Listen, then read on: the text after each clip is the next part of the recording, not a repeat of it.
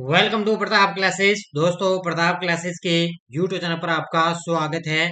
आज है 31 मई 2024 और 31 मई 2024 के जितने भी इंडिया और वर्ल्ड के जो करंट अफेयर्स के क्वेश्चन बनते हैं, आज उनका अपने डिस्कशन करेंगे।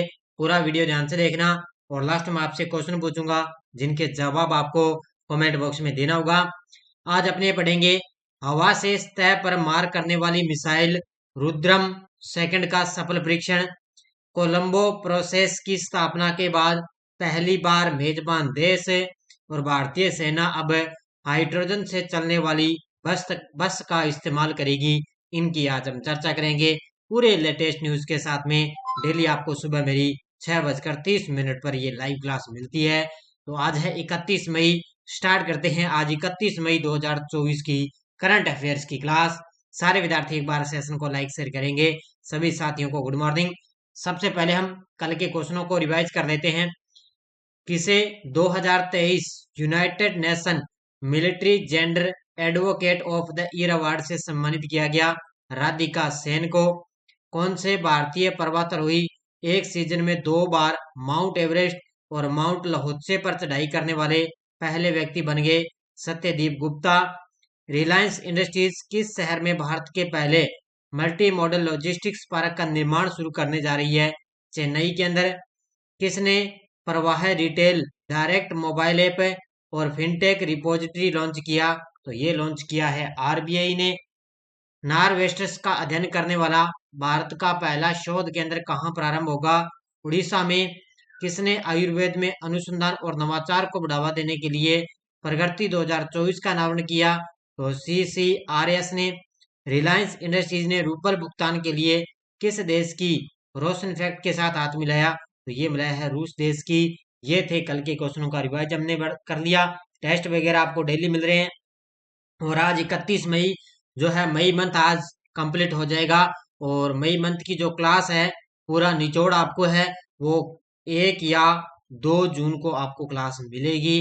हो सकता है 1 जून को कल शाम तक आपको मिल जाए, या हो सकता है संडे वाले दिन 2 जून को आपको क्लास मिल जाएगी। तो बढ़िया तरीके से आपका पूरा मंथ आपको मई मंथ का पूरा निचोड़ आपको मिलेगा और बढ़िया तरीके से आपको टेस्ट भी मिलेगा। तो सारे विद्यार्थी एक बार सेशन को लाइक शेयर करेंगे। आज की क्लास का पहला क्वेश्चन देखो। हाल ही में डीआरडीओ ने हवा से सतह पर मार करने वाली मिसाइल रुद्रम सेकंड का सफलतापूर्वक परीक्षण कहाँ किया है? इस क्वेश्चन को लगा लो स्टार, क्योंकि जब जब डीआरडीओ ने इस प्रकार की कोई भी मिसाइल का सफल परीक्षण किया हो, वो लगभग सीईटी के अंदर एग्जाम में टपकने वाला है। तो ये हवा से सतह पर मार करने वाली मिसाइल है रुद्रम सेकंड, और इसका सफलतापूर्वक परीक्षण किया है उड़ीसा के अंदर। कहाँ पर किया है? उड़ीसा के अंदर इसका सफल परीक्षण किया गया। और इसी प्रकार का क्वेश्चन आया था पिछली बार, आरएस के अंदर आया था, करंट अफेयर्स के अंदर बड़ा गजब का क्वेश्चन पूछा गया था। रक्षा अनुसंधान एवं विकास संगठन डीआरडीओ ने 29 मई 2024 को ओडिशा के तट से दूर भारतीय वायुसेना के सुखोई 30 MKI प्लेटफॉर्म से रुद्रम सेकंड यानी कि हवा से सतह पर मार करने वाली मिसाइल का सफलतापूर्वक परीक्षण किया है। कहाँ पर किया है? उड़ीसा के अंदर इसका सफल परीक्षण किया गया। रुद्रम मिसाइल क्या है?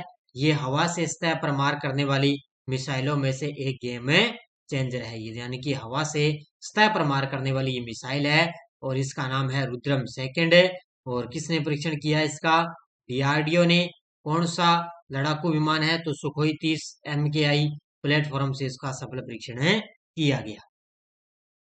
हाल ही में NROL नरोल 146 मिशन के तहत अगली पीढ़ी के अमेरिकी जासूसी उपग्रहों की लॉन्चिंग किसने की है? हाल ही में नेरोल 146 मिशन है ये, इसी के तहत अगली पीढ़ी के अमेरिकी जासूसी उपग्रहों की लॉन्चिंग की है। किसने? स्पेस एक्स ने। Option number B. यह तस्वीर में आप देख सकते हो, स्पेस एक्स के द्वारा नेरोल 146 मिशन के तहत अगली पीढ़ी के अंदर यहाँ पर जासूसी उपग्रहों को लॉन्च किया गया। तो स्पेस एक्स ने अमेरिकी सरकार के लिए जासूसी उपग्रहों का एक अग्रणी सेट लॉन्च किया है। कैलिफोर्निया के बेडेनबर्ग स्पेस फोर्स बेस से फॉल्कन 9 रॉकेट ने नेशनल रिकोनेसेंस ऑफिस यानी कि NRO के लिए नेरोल 146 मिशन को अंतरिक्ष में पहुंचाया है। तो ये स्पेस एक्स के द्वारा नेरोल 146 मिशन को इन्होंने अंतरिक्ष में पहुंचाया। यह मिशन नए अमेरिकी खुफिया नेटवर्क के हिस्से के रूप में इसको बनेगा, यानी कि जासूसी नेटवर्क है, ये जासूसी उपग्रह है, खुफिया नेटवर्क के बारे में जानकारी प्रदान करेगा। किस देश ने कोलंबो प्रोसेस की स्थापना के बाद पहली बार 2024 से 26 के लिए इसकी अध्यक्षता करेगा? यानी कि किस देश के द्वारा कोलंबो प्रोसेस की स्थापना के बाद पहली बार है 2024 से 26 के लिए उसने उसकी अध्यक्षता संभाली है, यानी कि मेजबान देश है, तो वो बना है अपना देश भारत। कौन सा बना है? यानी कि अपना देश भारत है ना, वो पहली बार है कोलंबो प्रोसेस की स्थापना करने के बाद में पहली बार इसकी मेजबानी करने जा रहा है। कौन सा देश करने जा रहा है? अपना देश है भारत। तो ये क्षेत्रीय समूह है। कोलंबो प्रोसेस की 2003 में स्थापना के बाद पहली बार भारत इसका अध्यक्ष बना है। विदेश मंत्रालय ने इसकी जानकारी दी है। कोलंबो प्रोसेस क्षेत्रीय सलाहकार मंच है और एशिया के 12 देश इसके सदस्य हैं। यानी कि कोलंबो जो प्रोसेस है ना, ये एक क्षेत्रीय सलाहकार है और इसके अंदर 12 देश इसके सदस्य हैं। कोलंबो प्रोसेस दक्षिण और दक्षिण पूर्व एशिया के प्रवासी श्रमिक मूल देशों की एक क्षेत्रीय परामर्श प्रक्रिया है। यानी कि जो दक्षिण और दक्षिण पूर्व एशिया के जो प्रवासी श्रमिक है ना, उसके लिए ये एक क्षेत्रीय परामर्श है और उसकी अब की बार अध्यक्षता है वो अपना भारत देश करेगा। भारतीय सेना ने हाइड्रोजन ईंधन सेल बस प्रौद्योगिकी के परीक्षणों के लिए किसके साथ समझौता किया है? यानी कि भारतीय सेना है वो अब पहली बार हाइड्रोजन यानी कि बस ईंधन सेल बस पहली बार इस्तेमाल करने जा रही है। ये तस्वीर में आप देख सकते हो। और इसने किसके साथ समझौता किया? तो वो किया है IOCL। IOCL का मतलब होता है इंडियन ऑयल कॉरपोरेशन लिमिटेड के साथ समझौता किए हैं। कि भारतीय सेना है वो पहली बार अब हाइड्रोजन बस ईंधन का प्रयोग करेगी। तो भारतीय सेना अब हाइड्रोजन से चलने वाली बस का इस्तेमाल करेगी।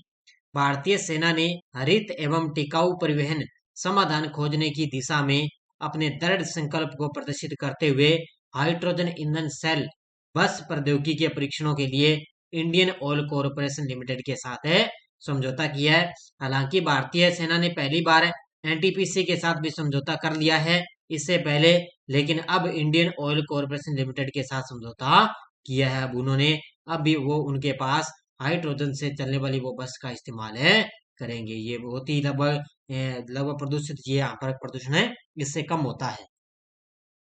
हाल में पहला outlook planet sustainability summit and awards 2024 की मेजबानी किसने की है?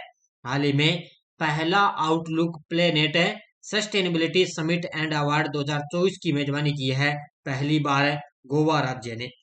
किसने की है? गोवा राज्य ने इसकी पहली बार मेजबानी की है। इसकी ये पहली बार आउटलुक प्लेनेट सस्टेनेबिलिटी समिट का आयोजन हुआ है और इसके अंदर 4 जो है संस्थाओं को अवार्ड भी दिया गया है। वो कौन कौन से हैं अब देखो।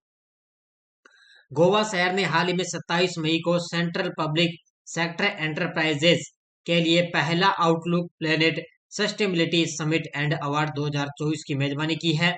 अब इसके अंदर 4 संस्थाओं को अवार्ड दिया गया। सबसे पहला है सस्टेनेबल गवर्नेंस चैंपियन श्रेणी के अंदर कोल इंडिया लिमिटेड ने जीवाश्म ईंधन उप श्रेणी में पुरस्कार जीता है। यानी कि सस्टेनेबल गवर्नेंस चैंपियनशिप के अंदर कोल इंडिया को अवार्ड मिला।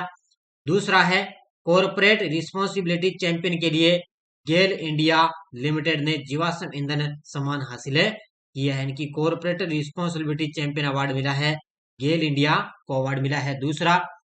और तीसरा है व्यवसाय में सर्कुलेटिविटी को बढ़ावा देना, ये मिला है भारतीय पेट्रोलियम कॉर्पोरेशन लिमिटेड ने जीवाश्म ईंधन के लिए पुरस्कार मिला।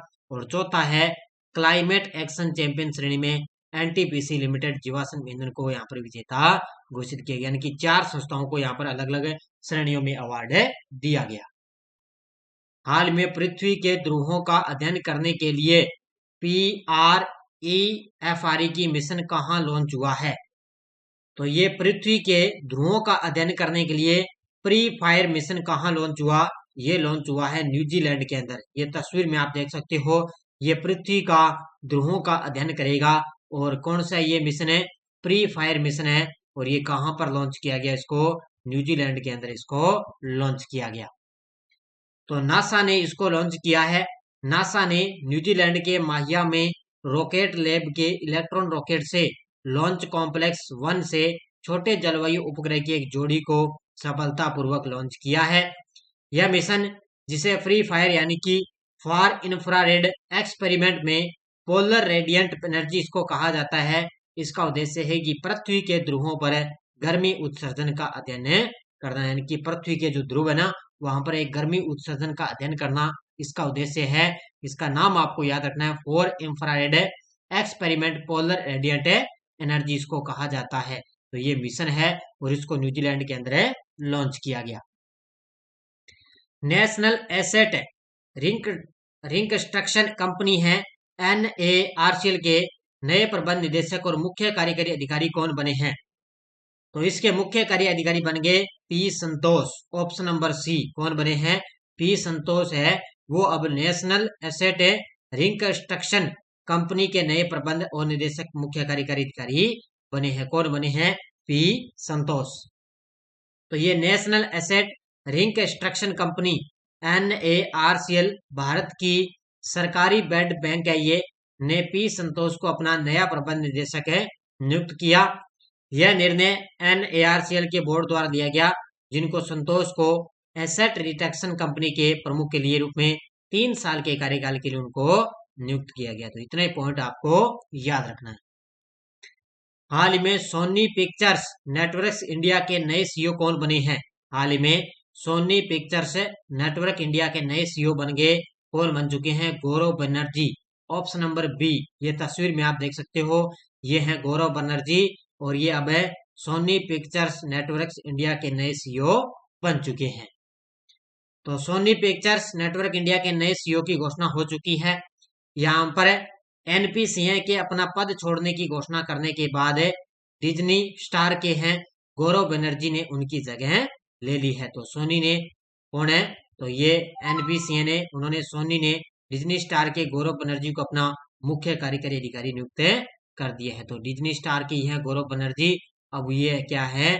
सोनी पिक्चर्स नेटवर्क इंडिया के नए सीईओ बन चुके हैं। ये टेलीग्राम ग्रुप है, कोई सूचना आती है, कोई लिंक आ गया, कोई नोटिफिकेशन आ गया, सब आपको टेलीग्राम पर सूचना मिलती है। पिछले वीडियो क्वेश्चन क्या था? 2023-24 में सर्वाधिक ट्रांसमिशन लाइन जोड़ने वाला राज्य कौन सा है? वो है उत्तर प्रदेश राज्य। बहुत सारे विद्यार्थियों ने बड़े शानदार तरीके से जवाब दिए, उन सभी को हार्दिक शुभकामनाएं। और दूसरा राज्य कौन सा था? दूसरा था गुजरात। सबसे पहला उत्तर प्रदेश और दूसरा गुजरात। अब देखो क्वेश्चन फॉर यू। उज्बेकिस्तान एशियाई जिम्नास्टिक चैंपियनशिप में स्वर्ण जीतने वाली पहली भारतीय जिम्नास्टिक कौन है? दीपा कर्माकर, अरुणा रेड्डी, सुनीता शर्मा, कल्पना देवनाथ। इसका जवाब आपको कमेंट बॉक्स में देना है। ये थी आज की अपनी करंट अफेयर्स की क्लास। सारे विद्यार्थी एक बार वीडियो को जाते लाइक शेयर करेंगे और अपनी बढ़िया तरीके से LDC का एग्जाम है अगस्त के अंदर, CT की स्पेशल करंट अफेयर्स की टेस्ट सीरीज चल रही है। और ध्यान रखना, आगामी जो पटवार भर्ती आ रही ना, वो नई CT के तहत होगी। ध्यान रखना, नई CT के तहत मानी जाएगी। तो इसलिए आप बढ़िया तरीके से ये CT वाली टेस्ट सीरीज लेना, आपका करंट अफेयर्स का क्वेश्चन बाहर जाएगा नहीं। और इसके अलावा फर्स्ट ग्रेड वगैरह है और इसके अलावा इंडियन पॉलिटी है और ये अपनी पूरे साल की वार्षिक करंट है, ये भी आप ले सकते हो बढ़िया तरीके से। इसमें डेली, वीकली, मंथली सब आपको टेस्ट दिए जा रहे हैं कि 1 साल का करंट आपको यहाँ पे मिलने जा रहा है। तो बढ़िया तरीके से आप टेस्ट सीरीज ज्वाइन कर लेना। धन्यवाद। जय हिंद, जय भारत।